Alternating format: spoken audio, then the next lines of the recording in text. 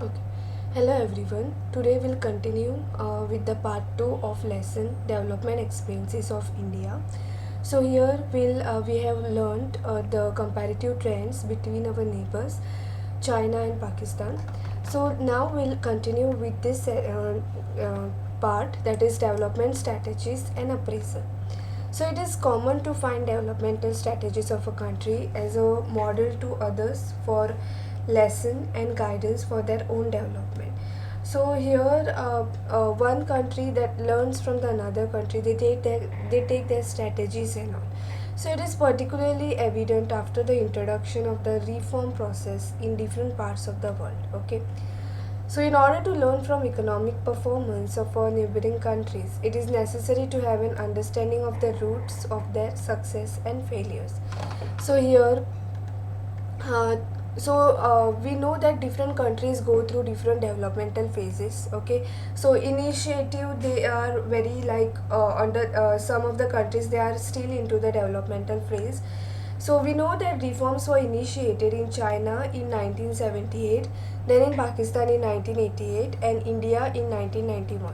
Okay, so but why do you think why China introduced structural reforms in 1978? China, they were not having any compulsion to introduce reforms as dictated by the World Bank and International Monetary Fund to India and Pakistan. Okay, the new leadership at that time in China was they were not happy because there was this very slow growth and lack of modernization. Okay, in the Chinese economy, so it was under the Maoist rule. They felt that Maoist vision of economic development based on decentralization, self-sufficiency and shunning of foreign technology, goods and capital, they have also failed over here. So despite extensive land reforms, so the Great Leap Forward and other initiatives and per capita grain output in 1978 was the same as it was in the late 1950s. Then, here it was found that establishment of infrastructure in the areas of education, then health, land reforms, long existence of decentralized planning, and existence of small enterprises had helped positively in improving the social and income indicators in the past reform period. Now, before the introduction of the reforms, there had already been massive extension of basic health services in rural areas. Now, through the commune system, there was like more proper distribution of goods, that is food grains. Okay, and experts also note that each reform measure was first implemented at a smaller level, and then it was extended to a very large scale. Experimentation under decentralized government enabled to assess the economic, social, and political cost of success or failure.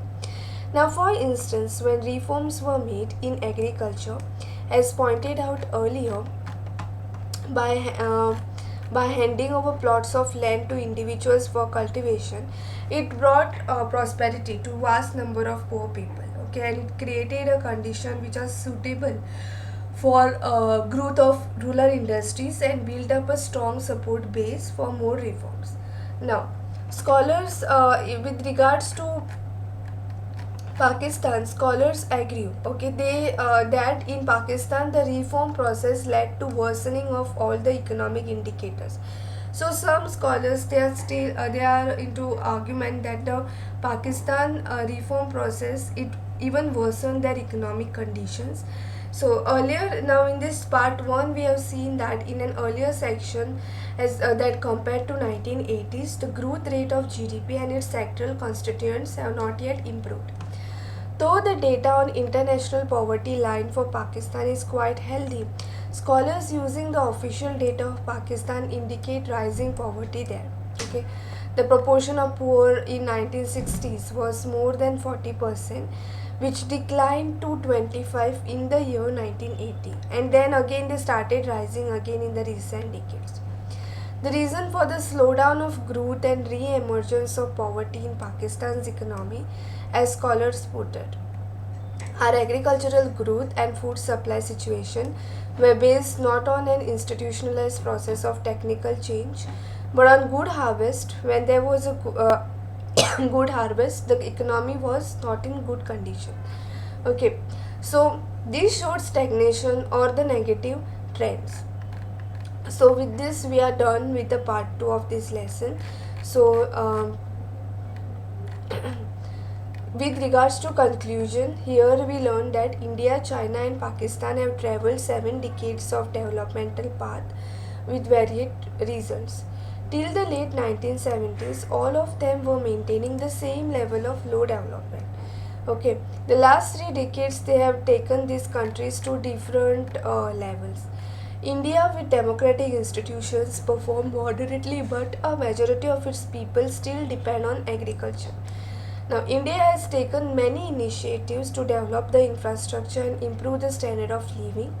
Scholars are of the opinion that political instability, over independence on remittances and foreign aid, along with the volatile performance of agriculture sector, these are the reasons for the slowdown of Pakistan economy. So at last 5 years, many macroeconomic indicators began showing positive, moderate growth of rates reflecting the economic recovery. In China, the lack of political freedom and its implications for human rights are major concerns here. Yet, in the last 4 decades, it has used the market system without losing political commitment and succeeded in raising the level of growth along with elevation of poverty. So here we have also noticed that unlike India and Pakistan, now they are attempting to privatize their public sector enterprise. China, they have used the market mechanism to create additional social and economic opportunities. Now they have retained the ownership of land and they have allowed individuals to cultivate land over there. And also they have ensured social securities in rural areas. So this all these things have brought the things to infrastructure. Okay, so a recap of this lesson. So developing countries, they have to understand the process, developmental process, which are pursued by their neighbors. Okay, as they face competition from developed nation as also amongst themselves. So we have learned that India, Pakistan and China have similar physical endowments but totally different political system.